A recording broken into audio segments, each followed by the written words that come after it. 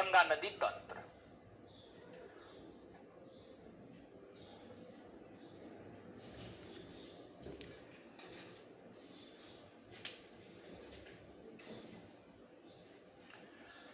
गंगा नदी तंत्र। गंगा और उसकी जो सहायक नदियां हैं उसी को हम लोग गंगा नदी तंत्र कहते हैं। तो यहां पर हम लोगों को सबसे पहले गंगा नदी के विषय में जानना है। तो यहां पर सबसे पहले हम लोग गंगा नदी के विषय में जानते हैं। जो गंगा नदी है और उधर जो गपिया रहे हैं, उठा करके मुंह नाक कान का थोबड़ा बिगाड़ देंगे हम, समझ गए। क्लास आए हैं, पढ़ने आए हैं, सीधा कंसंट्रेट होकर के चीजों को सुनिए, नहीं तो इतना मारेंगे ना होश ठिकाने लग जाएगा। गंगा नदी तंत्र।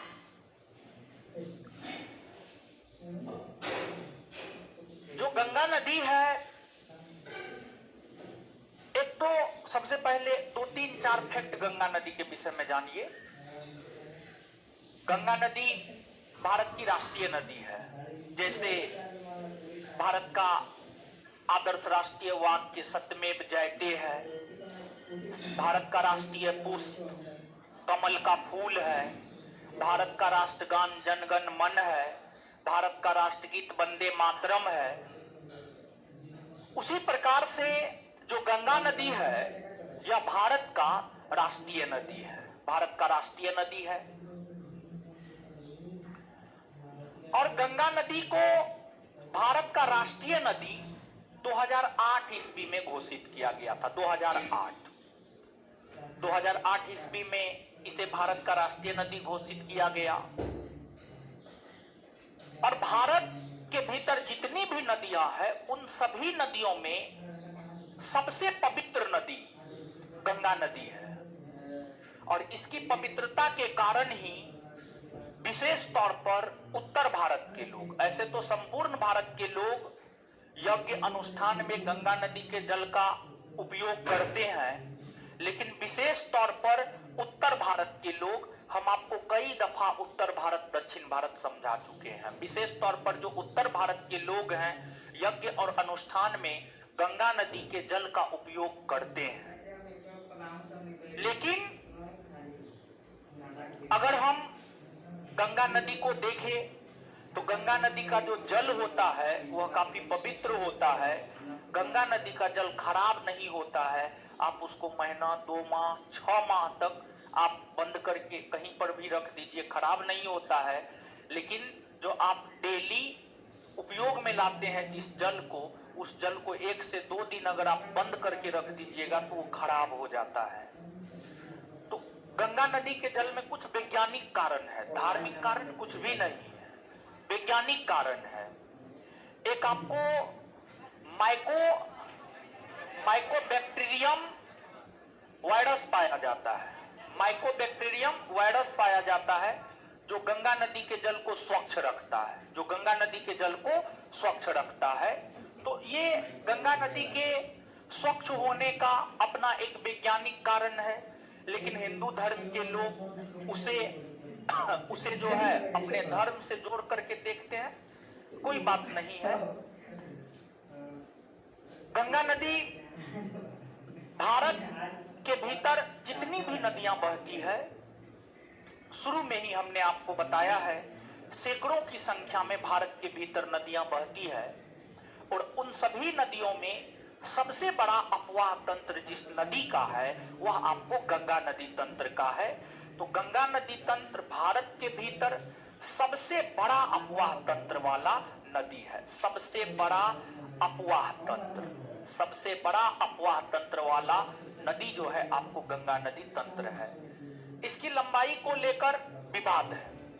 एनसीईआरटी में ही अगर आप अलग अलग क्लास के एनसीईआरटी को पढ़िएगा तो अलग अलग एनसीईआरटी ही अलग अलग डाटा देता है। लेकिन आज तक जो इसके लंबाई के विषय में परीक्षा में प्रश्न पूछे गए हैं उस आधार पर गंगा नदी की लंबाई हम लोग 2525 किलोमीटर मानकर चलते हैं। 2525 किलोमीटर गंगा नदी की लंबाई मानकर जो है हम लोगों चलना है। इसके बाद कुछ स्रोत ऐसे हैं जो गंगा नदी की लंबाई 2510 किलोमीटर बताता है। खैर उसको नहीं याद रखना है, इस डाटा को आप याद रखेंगे ज्यादा बेटर है। और हाल फिलहाल में आप देखेंगे कि सुप्रीम कोर्ट हमेशा चर्चा में रह रहा है। सुप्रीम कोर्ट को अगर आप देखेंगे तो हमेशा चर्चा में रह रहा है। सुप्रीम कोर्ट जो हमेशा चर्चा में रहता है, सुप्रीम कोर्ट हमेशा चर्चा में अपने निर्णय को लेकर रहता है। अपने निर्णय को लेकर सुप्रीम कोर्ट जो है हमेशा चर्चा में बना रहता है। अभी भी सुप्रीम कोर्ट चर्चा में बना हुआ है। सुप्रीम कोर्ट का एक स्टेटमेंट आया है कि भारत के इलेक्शन कमीशन को टीएन सेशन जैसे मुख्य चुनाव आयुक्त की जरूरत है। और टीएन सेशन 1990 से 1996 तक भारत के मुख्य चुनाव आयुक्त के पद पर थे। और टीएन सेशन के विषय में कहा जाता है कि टीएन सेशन अपने ब्रेकफास्ट में नेता को निगलते थे। टीएन सेशन अपने ब्रेकफास्ट में नेता को निगलते थे। मतलब टीएन सेशन सुबह में एक नेता पर कार्रवाई कर देते थे, शाम में एक नेता पर कार्रवाई कर देते थे। वो ये नहीं देखते थे कि प्रधानमंत्री है कि गृह मंत्री है कि रक्षा मंत्री है। और आपको जानकर आश्चर्य होगा कि सुप्रीम कोर्ट की ऐसी टिप्पणी अपने आप में कहीं ना कहीं यह दिखाता है कि जो हमारा चुनाव आयोग है, जो हमारा इलेक्शन कमीशन है, वह भी पीएमओ के दबाव में आकर काम करता है। और तब जाकर के देखिए, सुप्रीम कोर्ट जो कोई स्टेटमेंट देता है उसका काफी व्यापक अर्थ होता है, बहुत व्यापक अर्थ होता है। और सुप्रीम कोर्ट ऐसे कोई स्टेटमेंट नहीं दे देता है। सुप्रीम कोर्ट बहुत सोच समझ करके कोई स्टेटमेंट देता है। और सुप्रीम कोर्ट के 5 जजों की बेंच ने मिलकर यह स्टेटमेंट दिया है। तब सुप्रीम कोर्ट के 5 जजों की बेंच यह स्टेटमेंट छोड़ रहा है तो अपने आप में यह बहुत बड़ी बात है। समझ गए?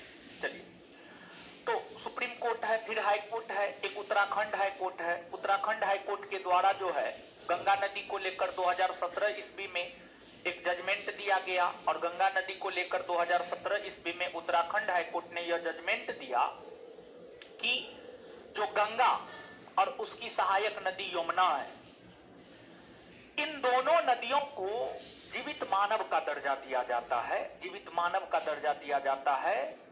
और इन नदियों में कूड़ा कचरा फेंकना दंडनीय अपराध है। अगर आप फेंकते हुए पकड़े जाते हैं तो आप पर कानूनी कार्रवाई की जाएगी। लेकिन जो हिंदू धर्म के लोग हैं अपने रीति रिवाज को लेकर विवश हैं और वो अपने घर में हुए यज्ञ अनुष्ठान धार्मिक कार्यक्रम के अवशेष को एक पन्नी में बांध करके अंतिम में जाकर गंगा नदी में ही फेंकते हैं। कहीं पर ये बात लिखा हुआ नहीं है, लेकिन फिर भी एक परंपरा चली आ रही है। अब कहीं पे ये थोड़े लिखा हुआ है कि बहू अपने ससुर से सर ढक के चलेगी, कहीं पे नहीं लिखा हुआ है। ये भारतीय संस्कृति में एक परंपरा चली आ रही है, तो लोग जो है इसका पालन कर रही है या कर रहा है, जो भी है। तो ये बात है। ये तो गंगा नदी के विषय में कुछ बातें हुई। अब गंगा नदी के उद्गम को लेकर हम लोग बात करते हैं। गंगा नदी के उद्गम को लेकर हम लोग बात करते हैं तो आपको यह बात मालूम होगा कि जो उत्तराखंड है पर्वतीय राज है, बहुत सारे ग्लेशियर है, बहुत सारे हिमनद है। बहुत सारे हिमनदों में आपको गंगोत्री हिमनद है, यमुनोत्री हिमनद है, संतोपत हिमानी है। ये सभी हिमनद उत्तराखंड में है। ये सभी हिमनद जो है आपको उत्तराखंड में है। तो अब हम लोग जो चर्चा करेंगे, यहां पर हम लोग चर्चा करेंगे गंगा के अपवाह क्षेत्र के विषय में। और एक जानकारी हम आपको बता दें कि जो गंगा नदी है वह निकलती उत्तराखंड से है। उत्तराखंड के बाद उत्तर प्रदेश में बहती है और उत्तर प्रदेश के बाद बिहार में और फिर झारखंड के साथ सीमा बनाती है और फिर पश्चिम बंगाल में बहती है और फिर बांग्लादेश में बहती हुई अपना जल बंगाल की खाड़ी में गिरा देती है। तो अब मानचित्र पर इतने बड़े चीजों को हम लोगों को नहीं देखना है, बल्कि मानचित्र के ऊपर जो है सिर्फ उत्तराखंड, उत्तर प्रदेश, बिहार, झारखंड, बंगाल, बांग्लादेश और बंगाल की खाड़ी, तो इतना चीज को ही मानचित्र पर हम लोग देखेंगे और इतना पर ही जो है हम लोगों का काम होगा। तो आते हैं एक एक करके चीजों को देखते हैं।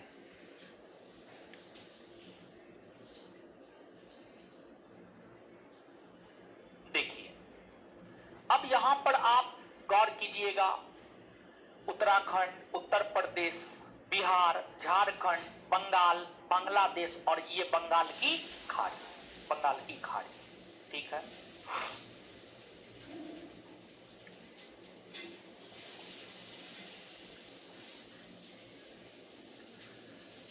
उत्तराखंड के भीतर, उत्तराखंड के भीतर जो है आपको एक बद्रीनाथ है और बद्रीनाथ में एक संतोपत हिमानी है। उत्तराखंड के भीतर एक बद्रीनाथ है और बद्रीनाथ में संतोपत हिमानी है, बद्रीनाथ में संतोपत हिमानी है।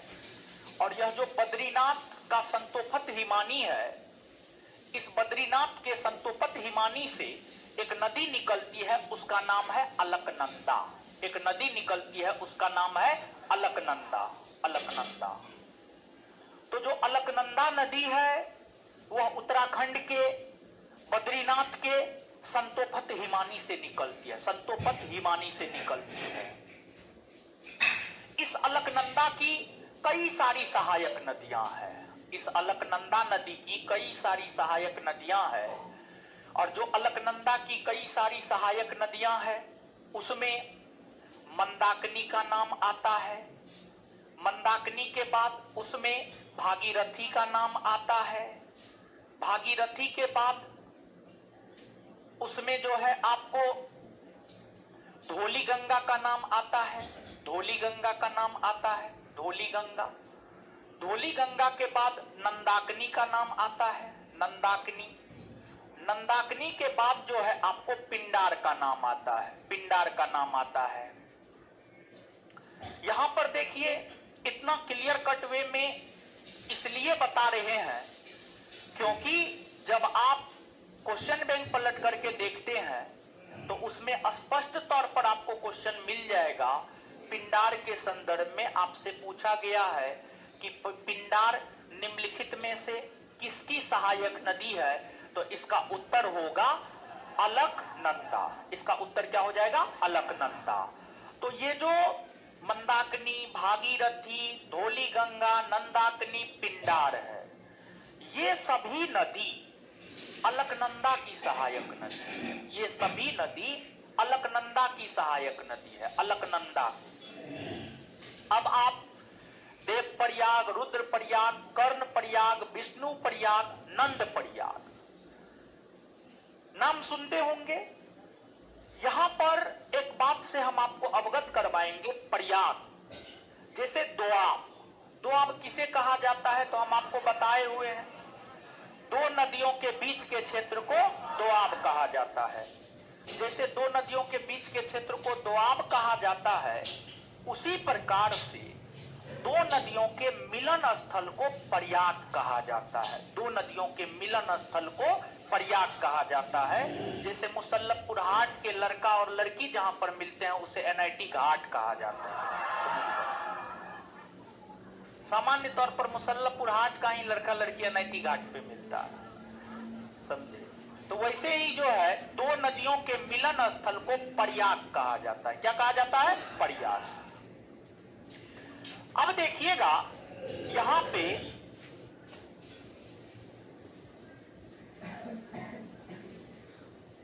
आपको जैसे बद्रीनाथ है उत्तराखंड में, उसी प्रकार से केदारनाथ भी उत्तराखंड में ही है। केदारनाथ भी उत्तराखंड में ही है, उत्तराखंड में है। तो उत्तराखंड में एगो केदारनाथ है और उत्तराखंड में जो केदारनाथ है उस केदारनाथ से मंदाकिनी नदी निकलती है। मंदाकिनी कौन नदी निकलती है? मंदाकिनी, मंदाकिनी नदी निकलती है। कपार का नाम फोड़ देंगे, समझ गए? चलिए, केदारनाथ से मंदाकिनी नदी निकलती है। कौन नदी? मंदाकिनी। और मंदाकिनी आगे बहती है और आगे बहती हुई आकर के यह इससे मिल जाती है। और यह कौन नदी? अलकनंदा। कौन नदी है? अलकनंदा है। और केदारनाथ से निकलती है कौन? मंदाकिनी।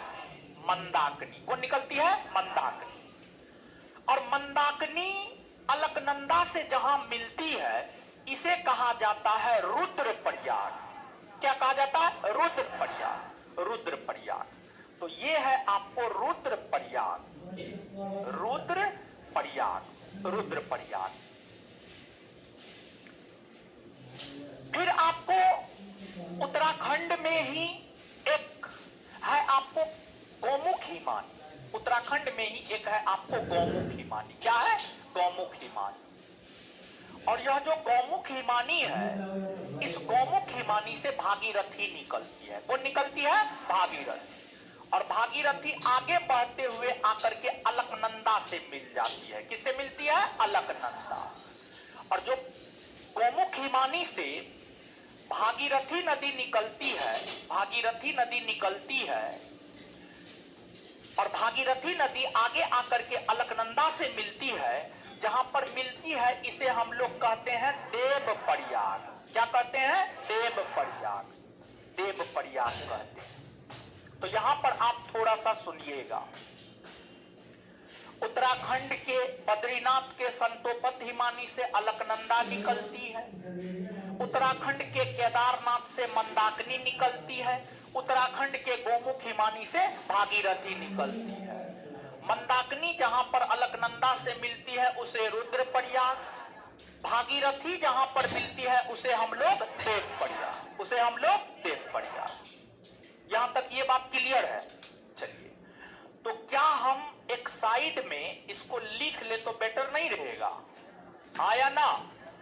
बेटर रहेगा, ताकि रिवीजन करने वक्त जो है ज्यादा दिमाग ना लगाना पड़े, आपको ज्यादा अपने दिमाग पर जोर ना देना पड़े।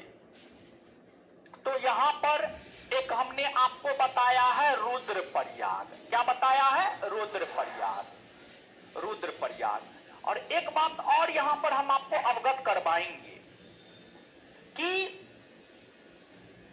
मंदाकिनी, भागीरथी, धौलीगंगा, नंदाकिनी, पिंडार, ये सभी अलकनंदा की सहायक नदी है। और ये सभी नदियों ही जाकर के अलकनंदा से मिलती है। तो मंदाकिनी मिलती है तो रुद्रप्रयाग, भागीरथी मिलती है देवप्रयाग। समझिए, देवप्रयाग। तो एक तरफ अलकनंदा तो होगा ही होगा, समझ गए? ये जो प्रयाग का नाम सुनते हैं, विष्णु प्रयाग, देव प्रयाग, नंद प्रयाग, कर्ण प्रयाग, तो प्रयाग में एक तरफ तो अलकनंदा होगा ही, और दूसरे तरफ के विषय में आपको याद रखना है कि दूसरे तरफ में क्या होगा। ठीक है? तो यहां पर दो बताए हैं, तो आप रुद्रप्रयाग में बोल सकते हैं ना जी? क्या बोल सकते हैं? मंदाकिनी जब किससे मिलती है? अलकनंदा से, अलकनंदा से। फिर जो है देवप्रयाग में हम क्या कर सकते हैं? भागीरथी जब मिलती है अलकनंदा से, भागीरथी जब मिलती है अलकनंदा से। ठीक है? अब इसके अलावे अब आगे हम लोग आते हैं। अब देखिएगा यहां पर कि आपको एक नंदा है, सॉरी, एक नदी है धौलीगंगा। एक नदी है, उसका नाम है धौलीगंगा, धौलीगंगा। तो धौलीगंगा आकर के अलकनंदा में मिलती है। फिर एक नदी है नंदाकिनी, यह आकर के अलकनंदा में मिलती है। फिर एक नदी है, उसका नाम है आपको पिंडार, यह भी आकर के अलकनंदा में मिलती है, यह भी आकर के अलकनंदा में मिलती है। तो आपको धौलीगंगा, ये आपको धौलीगंगा है, धौलीगंगा है। धौलीगंगा जहां पर अलकनंदा में आकर मिलती है उसे हम लोग विष्णु प्रयाग कहते हैं, विष्णु प्रयाग। धौलीगंगा उत्तराखंड में ही बहने वाली नदी है। जो उत्तराखंड में ही अलकनंदा से जाकर जहां मिलती है वहां पर विष्णु प्रयाग है। कौन प्रयाग है? विष्णु। फिर आपको नंदाकिनी है, यह अलकनंदा से जहां जाकर मिलती है उसे हम लोग नंद प्रयाग, क्या कहते हैं? नंद प्रयाग। और फिर पिंडार है, यह जहां जाकर के अलकनंदा से मिलती है उसे हम लोग कर्ण प्रयाग, क्या कहते हैं? कर्ण प्रयाग, कर्ण प्रयाग कहते हैं।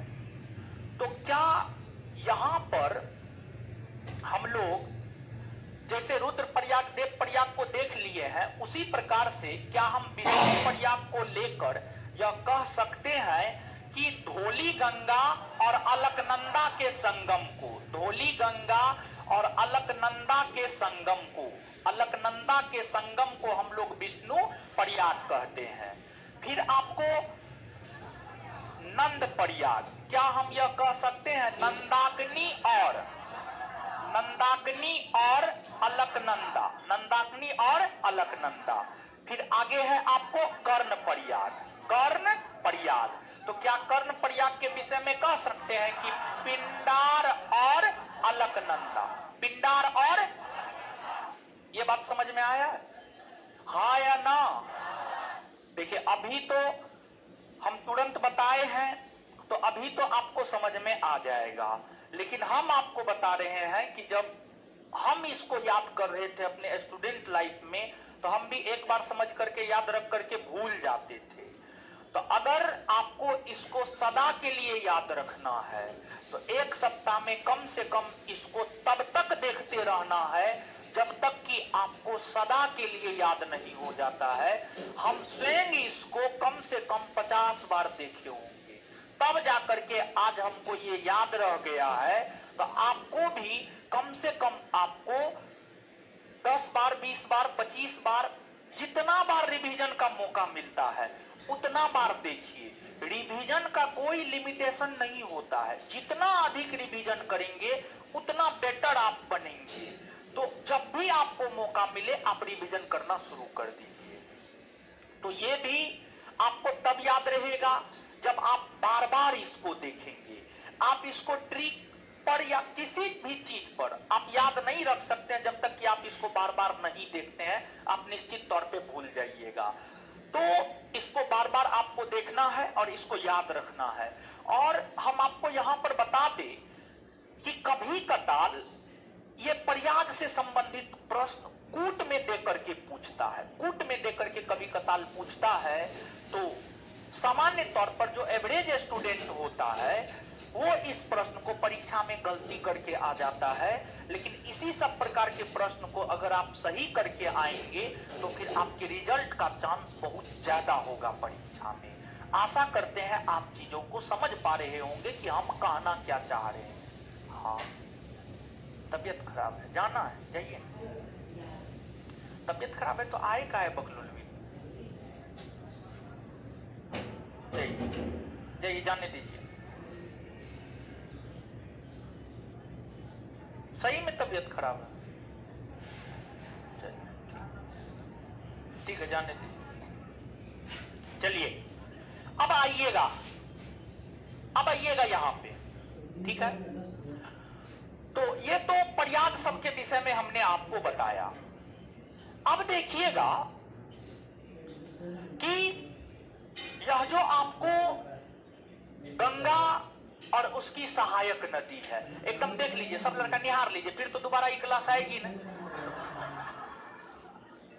हम इधर बता रहे हैं, ऐसे पीछे मुड़ मुड़ के देख रहा।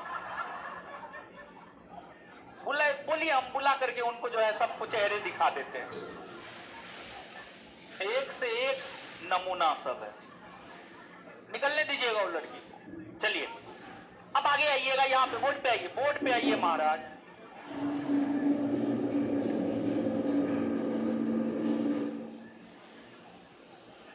देखिए ध्यान दीजिएगा, आप आगे आपको ये सब तो धौली गंगा, नंदाकिनी, मंदाकिनी, पिंडार, ये सब पहले अलकनंदा से मिल जाती है।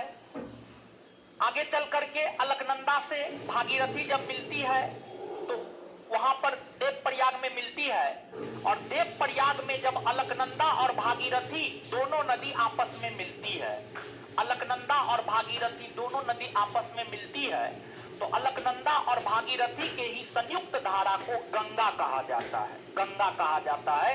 उससे पहले भागीरथी और उससे पहले इधर अलकनंदा, ठीक है। तो भागीरथी और अलकनंदा की संयुक्त धारा को हम लोग गंगा कहते हैं।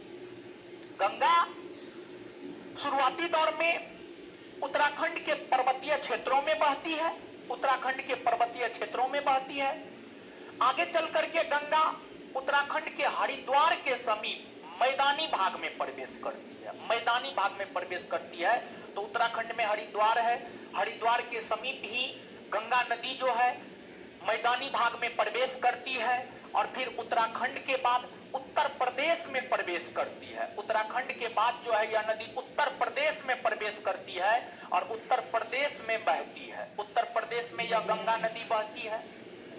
और यहां पर हम आपको यह बात बताना चाहेंगे कि जो गंगा नदी उत्तराखंड के बाद उत्तर प्रदेश में प्रवेश करती है, उत्तर प्रदेश में टोटल 75 जिला है। 75 जिला में से उत्तर प्रदेश का एक जिला है बिजनौर। क्या है? बिजनौर। तो उत्तर प्रदेश का एक जिला है बिजनौर, बिजनौर। तो उत्तर प्रदेश के बिजनौर जिला से गंगा नदी उत्तर प्रदेश में प्रवेश करती है। फिर इसके बाद आगे चल करके गंगा नदी उत्तर प्रदेश के टोटल 28 जिला से होकर गुजरती है। गंगा नदी उत्तर प्रदेश के टोटल 28 जिला से होकर गुजरती है और फिर उत्तर प्रदेश के बलिया जिला के बाद, उत्तर प्रदेश के बलिया जिला के बाद जो है गंगा नदी बिहार में प्रवेश कर जाती है। किसमें प्रवेश कर जाती है? बिहार, बिहार में प्रवेश कर जाती है। फिर इसके बाद बिहार में बहती है, बिहार के बाद झारखंड के साथ सीमा बनाती है, पश्चिम बंगाल, और पश्चिम बंगाल के बाद जो है फिर आपको बांग्लादेश। लेकिन उससे पहले आप ध्यान दीजिएगा, जो गंगा नदी बिहार में प्रवेश करती है, बिहार के बक्सर जिला से बिहार में प्रवेश करती है, बक्सर जिला से बिहार में प्रवेश करती है। और जैसे उत्तर प्रदेश के 28 जिला होकर गुजरती है, उसी प्रकार से बिहार के 12 जिला होकर गंगा नदी गुजरती है। बिहार के 12 जिला होकर गंगा नदी गुजरती है और फिर बिहार में कटिहार के बाद बाहर निकल जाती है, कटिहार के बाद बाहर निकल जाती है। फिर पश्चिम बंगाल, और पश्चिम बंगाल में देखेंगे गंगा नदी 2 भागों में बट जाती है। गंगा की जो धारा है वो 2 भागों में बट जाती है। गंगा की एक धारा दक्षिण की ओर बहने लगती है और गंगा की एक धारा पूरब की ओर जाती है। और जो गंगा की धारा पूरब की ओर जाती है इसे हम लोग भागीरथी कहते हैं, इसे हम लोग भागीरथी कहते हैं। वहीं गंगा की जो धारा पश्चिम बंगाल में दक्षिण की ओर मुड़ जाती है, इसे हम लोग हुगली कहते हैं, इसे हम लोग हुगली कहते हैं, हुगली कहते हैं। और ध्यान रहे कि भागीरथी आगे जाकर के जो है बांग्लादेश में जब प्रवेश करती है तो बांग्लादेश में इसे पद्मा कहा जाता है, इसे पद्मा कहा जाता है। और बांग्लादेश में पद्मा आगे चल करके मेघना से मिल जाती है, तत्पश्चात इसे मेघना कहा जाता है। और गंगा नदी अंततः मेघना के नाम से ही अपना जल बंगाल की खाड़ी में गिराती है, बंगाल की खाड़ी में गिराती है। तो यहां पर जो बात हमने आपको बताया है उसको एक बार फिर से हम संक्षेप कर रहे हैं, इसको ध्यान से सुनिएगा। गंगा नदी सबसे पहले उत्तराखंड के पर्वतीय क्षेत्र में बहती, उत्तराखंड के पर्वतीय क्षेत्र में बहती है।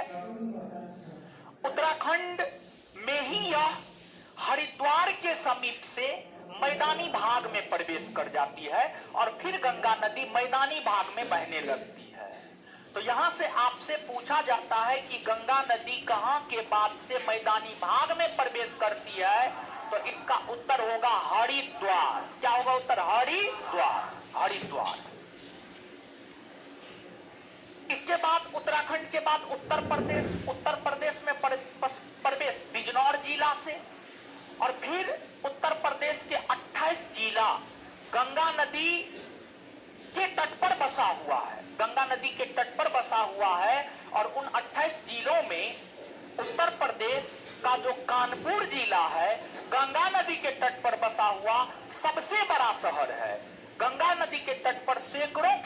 में शहर बसे हुए हैं, लेकिन उन सभी शहरों में गंगा नदी के तट पर बसा हुआ जो सबसे बड़ा शहर है वह आपको कानपुर है। फिर उत्तर प्रदेश में आप तो देख पा रहे हैं, उत्तराखंड, उत्तर प्रदेश, बिहार, झारखंड, बंगाल, बांग्लादेश, इन सभी से होकर गुजरती है, जिसमें गंगा नदी के जो सबसे ज्यादा लंबाई है वह उत्तर प्रदेश में है। गंगा नदी की सबसे ज्यादा लंबाई उत्तर प्रदेश में है और उत्तर प्रदेश के बलिया के बाद बिहार में प्रवेश करती है, बिहार में बक्सर जिला से प्रवेश करती है, बिहार के 12 जिला से होकर गुजरती है, बिहार के जो 12 जिला से होकर गुजरती है बक्सर, बक्सर के बाद भोजपुर या आरा, सारण, सारण के बाद पटना, पटना के बाद वैशाली, वैशाली के बाद समस्तीपुर, बेगूसराय, लखीसराय, खगड़िया, मुंगेर, खगड़िया, मुंगेर, और फिर जो है आपको भागलपुर, और फिर कटिहार, और फिर कटिहार। ये 12 जिला से होकर गुजरती है और कटिहार के बाद बाहर निकल जाती है और फिर जो है बांग्लादेश, फिर जो है आपको पश्चिम बंगाल, पश्चिम बंगाल में 2 भागों में इसकी धारा बट जाती है, एक दक्षिण की ओर और एक पूरब की ओर। दक्षिण की ओर जो बहने लगती है उसे हुगली कहते हैं और पूरब की ओर जो बहती है उसे भागीरथी कहते हैं। यानी कुल मिलाकर के अगर हम देखें तो गंगा नदी को भारत के 2 राज्य में भागीरथी नदी कहा जाता है और गंगा नदी को भारत के 2 राज्य में जो भागीरथी कहा जाता है, एक है आपको उत्तराखंड और एक है आपको पश्चिम बंगाल, एक है आपको पश्चिम बंगाल, समझिए पश्चिम बंगाल है। फिर बांग्लादेश में प्रवेश करती है, बांग्लादेश में इसे पद्मा कहा जाता है और फिर जो है मेघना से आकर मिल जाती है और अंततः मेघना के नाम से ही अपना जल बंगाल की खाड़ी में गिराती है। ये बात है, याद रखिएगा। उनको जगा दीजिए, काहे सो रहे हैं आप? शुरू से ही बेचारी नींद में है, रात को नहीं सोते हैं, तो रात को सोते हैं तो क्लास में काहे सो रहे हैं?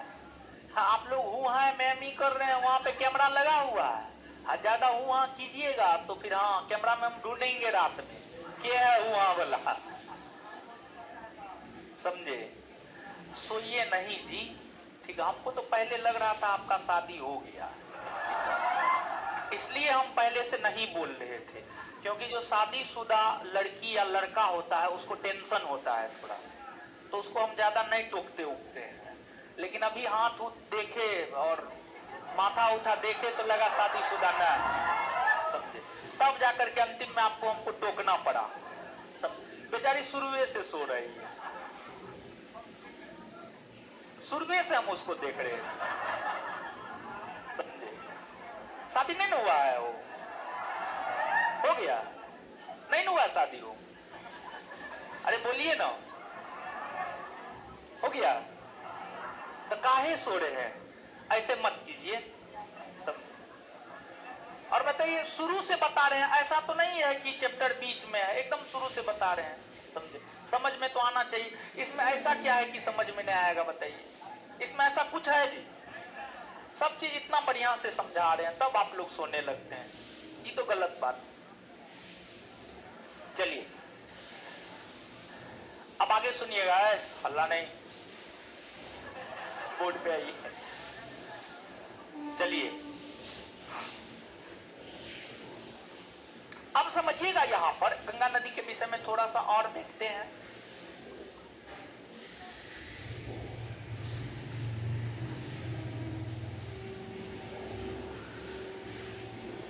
देखिए, अब आपको जैसे परिवहन, परिवहन यानी यातायात, यातायात आपको जल मार्ग है, राष्ट्रीय राजमार्ग है, वायु मार्ग है। तो वर्तमान में हमारे देश के भीतर राष्ट्रीय जलमार्गों की संख्या 100 से अधिक है। 111 जलमार्ग है, 111 राष्ट्रीय जलमार्ग है, सॉरी 111 राष्ट्रीय जलमार्ग है। और जो 111 राष्ट्रीय जलमार्ग है उसमें एक है राष्ट्रीय जलमार्ग संख्या 1, राष्ट्रीय जलमार्ग संख्या 2, 3, 4, समझ गए? तो उसमें एक है राष्ट्रीय जलमार्ग संख्या 1, राष्ट्रीय जलमार्ग संख्या 1। जो राष्ट्रीय जलमार्ग संख्या 1 है राष्ट्रीय जलमार्ग संख्या 1 गंगा नदी पर ही बनाया गया है। गंगा नदी पर ही 1986 ईस्वी में बनाया गया है। और उत्तर प्रदेश में एक शहर है प्रयागराज। उत्तर प्रदेश के प्रयागराज से उत्तर प्रदेश के प्रयागराज से उत्तर प्रदेश के प्रयागराज से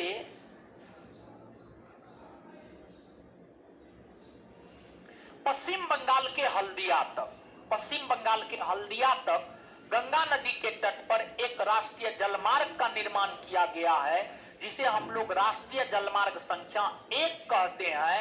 और इसकी कुल लंबाई है 1620 किलोमीटर। 1620 1620 kilometre, 1620 kilometre. अब जो गंगा है इसकी कई सारी सहायक नदियां हैं, तो गंगा की सहायक नदियों के विषय में हम आपको बताएंगे। लेकिन गंगा की सहायक नदियों के विषय में बताने से पहले गंगा के नाम को हम थोड़ा सा स्पष्ट कर देते हैं। गंगा के नाम को हम थोड़ा सा स्पष्ट कर देते हैं, क्योंकि आपका कोई भरोसा नहीं है कि आप कुछ भी कर सकते हैं। गंगा को उत्तराखंड में और पश्चिम बंगाल में भागीरथी नदी कहा जाता है। फिर गंगा को उत्तर प्रदेश, बिहार, झारखंड में गंगा कहा जाता है। फिर गंगा को वेस्ट बंगाल में हुगली और भागीरथी, हुगली और भागीरथी। फिर गंगा को बांग्लादेश में पद्मा, और फिर गंगा अपना जल बंगाल की खाड़ी में गिराती है, बंगाल की खाड़ी में गिराती है मेघना के नाम से, मेघना के नाम से। तो गंगा को दो राज्य उत्तराखंड उत्तर प्रदेश में भागीरथी, उत्तर प्रदेश बिहार झारखंड में गंगा, वेस्ट बंगाल में हुगली और भागीरथी, और बांग्लादेश में पद्मा, और बंगाल की खाड़ी में यह अपना जल गिराती है मेघना के नाम से। ठीक है, अब हम लोग आते हैं यहां पर। ये तो सिर्फ और सिर्फ हम लोगों ने गंगा नदी के विषय में जाना है, लेकिन यहां पर हम लोगों को सिर्फ गंगा नदी ही नहीं बल्कि गंगा की सहायक नदियों के विषय में भी हमें देखना है। तो अब गंगा की कई सारी सहायक नदियां हैं, तो गंगा की जो कई सारी सहायक नदियां हैं, यमुना, सोन, फिर इसके बाद जो है रामगंगा, गोमती, घाघरा, गंडक, महानंदा, कोसी, ये सभी गंगा की सहायक नदियां हैं। तो ये सभी जो गंगा की सहायक नदियां हैं, गंगा की इन सहायक नदियों के विषय में ही यहां पर अब हम लोगों को देखना है। तो गंगा की सहायक नदियों के विषय में यहां पर हम लोगों को देखना है। तो एक तो यहां पर इस नदी को हम लोग गंगा नदी मान लेते हैं, ठीक है। लेकिन उससे पहले एक बीपीएससी का क्वेश्चन याद आ गया, खैर आसान क्वेश्चन है, आप सभी लोग बता दीजिएगा, लेकिन होश आवास में जब आप दीजिएगा तब बताइएगा। आप जो एनआईटी घाट जाते हैं, एनआईटी घाट से होकर गंगा बहती है, वो बहती है गंगा, कोई दिक्कत नहीं है। और एनआईटी घाट पटना में पड़ता है, यानी, और पटना बिहार की राजधानी है, तो बिहार की राजधानी पटना गंगा नदी के तट पर बसा हुआ है। अब आप होश आवास में जवाब दीजिएगा। अब भी अगर आप होश आवास में जवाब नहीं दे पाए तो फिर हमको लगता है कि आपको जनरल कंपटीशन का तैयारी नहीं करना चाहिए, बल्कि छोड़ देना चाहिए। बीपीएससी ने इस प्रश्न को पूछा है, निम्नलिखित में से कौन ऐसे राज्य है जिसकी राजधानी गंगा नदी के तट पर बसा हुआ? आंसर होगा बिहार। तो सब लोग बोले हैं, मतलब सब लोग ठीक है, बिहार। बीपीएससी का पूछा हुआ क्वेश्चन है, खैर आसान क्वेश्चन है, बिहार होगा। अब तो सोच रहे थे आप लोग पटना बोलिएगा, लेकिन आप लोग बिहार बोल दिए, ठीक है, सही है। अब सुनिएगा, देखिए गंगा आपको इस प्रकार से बहती है।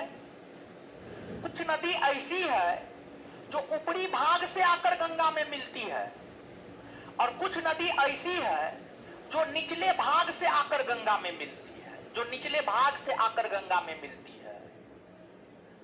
तो कौन ऐसी नदी है जो ऊपरी भाग से, कौन ऐसी नदी है निचली भाग से? तो यहां पर ऊपरी भाग निचली भाग नहीं याद रखना है, बल्कि दायां तट बायां तट याद रखना है। दायां समझ गए, दायां दाहिना हाथ, अब बायां यानी बायां हाथ, तो दायां तट और बायां तट आपको याद रखना है। तो वैसी नदियां जो ऊपरी भाग से आकर गंगा में मिलती है, वह बायां तट पर मिलने वाली गंगा की सहायक नदी है। बायां समझिए, बायां बायां तट। और जो निचले हिस्सा से मिलती है ये दायां तट, ये आपको दायां तट, दायां तट। तो दाहिने तट से गंगा में मिलने वाली दो महत्वपूर्ण सहायक नदी है, एक है यमुना, दूसरा है सोन। एक है यमुना और दूसरा है सोन। तो दाहिने तट से दायां तट से मात्र दो सहायक नदी गंगा में मिलती है, एक यमुना और दूसरा सोन। तो दाएं तट से गंगा में मिलने वाली नदी है यमुना और सोन, यमुना और सोन, समझिए, यमुना और सोन, ठीक है। इसके बाद बाएं तट से अगर हम देखें तो बाएं तट से गंगा में मिलने वाली कई सारी नदियां हैं। रामगंगा, गोमती, घाघरा, गंडक, कोसी, महानंदा। कोसी महानंदा, महानंदा।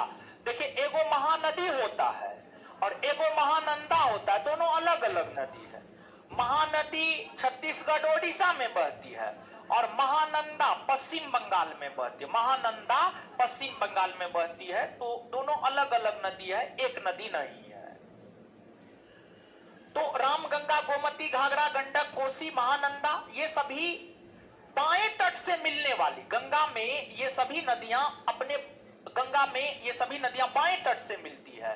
और यमुना और सोन जो है दाएं तट से मिलते हैं। यमुना और सोन दाएं। तो यहां पर दो बात, एक बात यह कि ये सभी गंगा की सहायक नदियां हैं, और दूसरी बात यह कि ये बाएं तट से और ये दाएं तट से, ठीक है। गंगा की इन सहायक नदियों में जो गंगा की सबसे बड़ी सहायक नदी है वह है आपको यमुना। यमुना, यमुना उत्तराखंड के यमुनोत्री हिमानी के बंदरपूछ से निकलती है। उत्तराखंड के यमुनोत्री हिमानी के बंदरपूछ से निकलती है। उत्तराखंड में बहने के बाद हिमाचल प्रदेश, हरियाणा, दिल्ली, उत्तर प्रदेश होते हुए, उत्तर प्रदेश के पश्चिमी भाग से बहती हुई यह नदी जो है आगे आकर के गंगा से मिलती है प्रयागराज में। कहां मिलती है? प्रयागराज। प्रयागराज में आकर के आगे मिलती है, प्रयागराज में। और जो यमुना नदी है, यमुना नदी की भी सबसे अधिक लंबाई उत्तर प्रदेश में है। और उत्तर प्रदेश के 75 जिला में से कुल 19 जिला, 19 जिला जो है आपको यमुना नदी के तट पर है। उत्तर प्रदेश के 75 में से 19 जिला यमुना नदी के तट पर है। और यमुना नदी प्रयागराज में आकर गंगा से मिलती है, प्रयागराज में आकर गंगा से मिलती है। और यहां पर एक बात हम आपको बता दें कि जो प्रयागराज है, प्रयागराज को पहले इलाहाबाद कहा जाता था और इलाहाबाद नामक शहर को बसाया था मुगल बादशाह अकबर ने। हाल फिलहाल में उत्तर प्रदेश की योगी कैबिनेट ने प्रयागराज का नाम बदलकर जो है इलाहाबाद का नाम बदलकर प्रयागराज कर दिया। इलाहाबाद का नाम बदलकर प्रयागराज कर दिया है, प्रयागराज कर दिया है। और जो यमुना नदी है काफी गंदी नदी है। जो यमुना नदी है काफी गंदी नदी है और खुला हुआ है। यमुना नदी को खुला नाला भी कहा जाता है। यमुना नदी को जो है खुला नाला भी कहा जाता है। तो यमुना नदी उत्तराखंड के यमुनोत्री हिमानी के बंदरपूछ से निकलती है, और फिर यह जो है उत्तर प्रदेश के प्रयागराज में आकर गंगा से मिल जाती है। इसकी लंबाई 1326 किलोमीटर है, 1326 किलोमीटर है। और यमुना की सहायक नदियों में चंबल, सिंध, केन, बेतवा। यमुना की सहायक नदियों की अगर हम बात करें तो यमुना की सहायक नदियों में सिंध हो गया, चंबल हो गया, केन हो गया, बेतवा हो गया। ये सभी के सभी जो है आपको यमुना की सहायक नदी है। ये सभी यमुना की सहायक नदी है। जैसे गंगा की सहायक नदी यमुना, उसी प्रकार से यमुना की सहायक नदी जो है सिंध, चंबल, केन, बेतवा आदि। अब इसके अलावे आपको यहां पर सोन नदी, ठीक है, सोन नदी। आप सभी लोग अमरकंटक की पहाड़ी के विषय में जानते होंगे।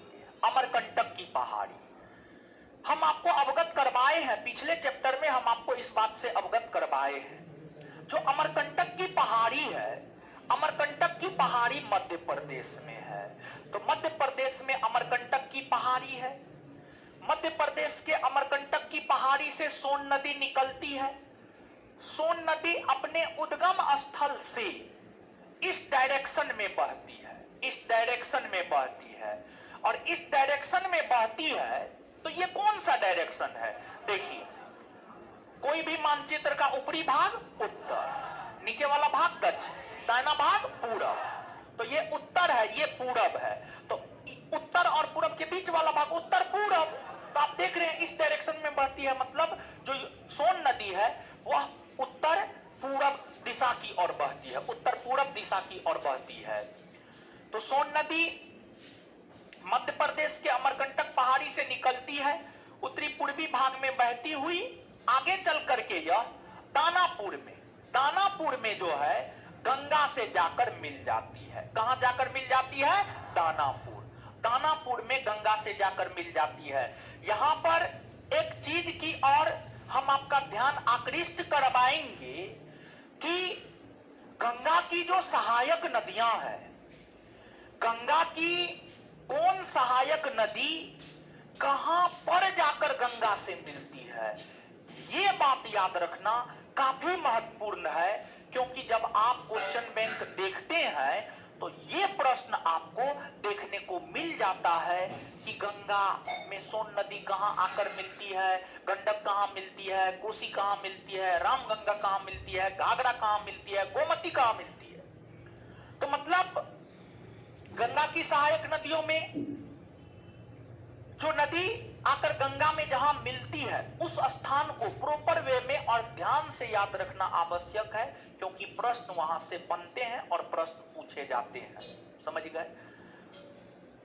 ये बात है। अब हम लोग सोन के बाद गंगा की अन्य सहायक नदी को देखते हैं। गंगा की जब आप अन्य सहायक नदी को देखेंगे तो उन सहायक नदियों में आपको रामगंगा है। उन सहायक नदियों में जो है एक है आपको रामगंगा। समझ गए? रामगंगा।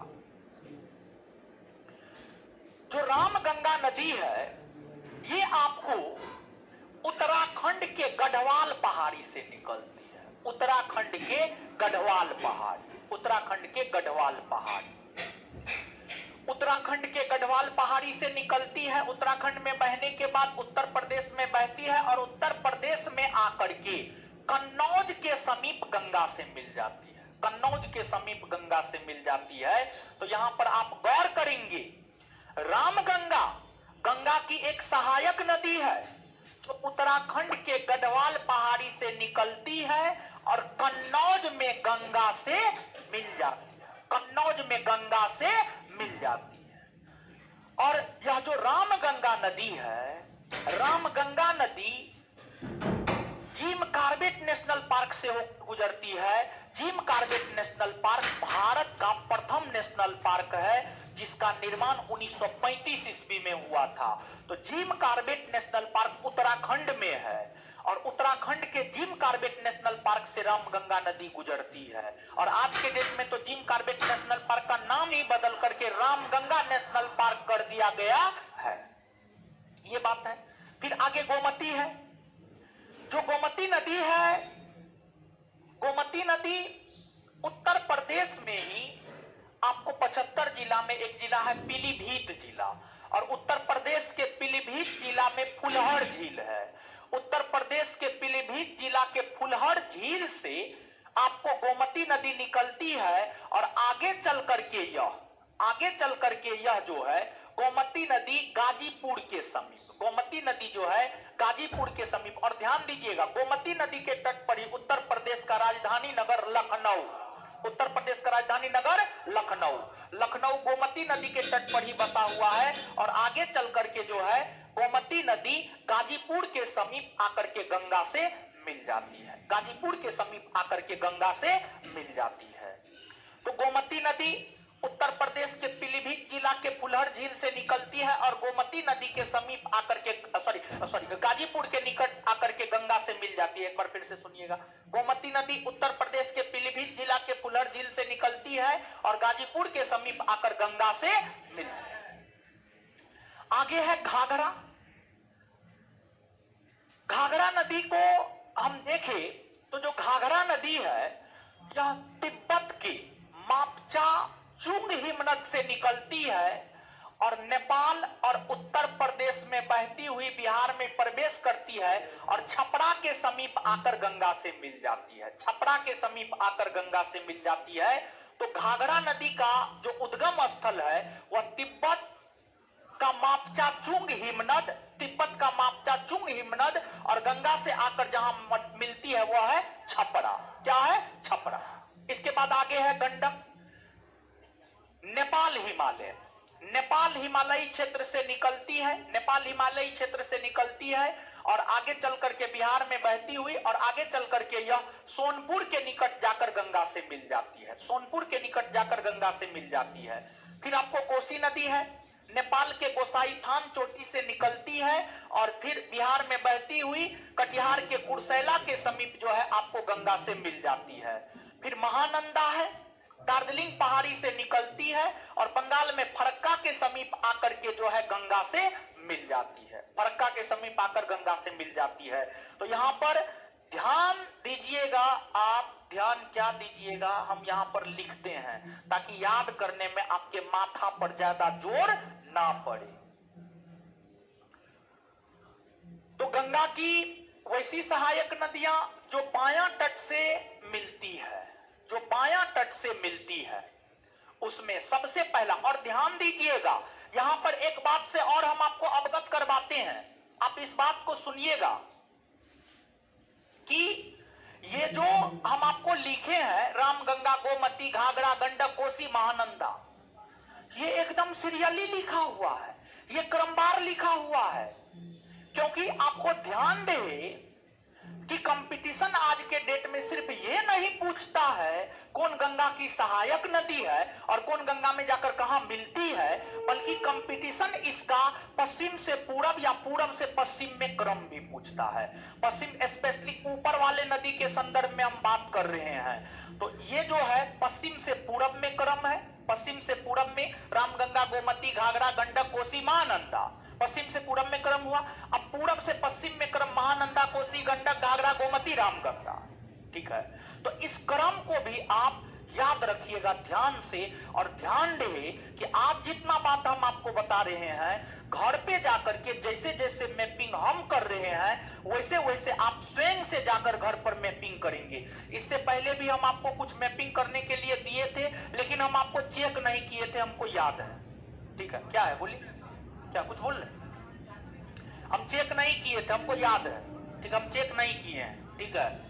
तो अभी हम आपको पुनः घर पर करने के लिए ये होमवर्क दे रहे हैं। गंगा नदी तंत्र को ब्लैंक मानचित्र पर अच्छे ढंग से मैपिंग करके लाना है, और पिछला वाला और आज वाला दोनों अगले क्लास में हम निश्चित तौर पर चेक करेंगे। समझिए, दोनों अगले क्लास में निश्चित तौर पर हम चेक करेंगे। तो आप बना करके लाइएगा, मैपिंग करके लाइएगा, ठीक है।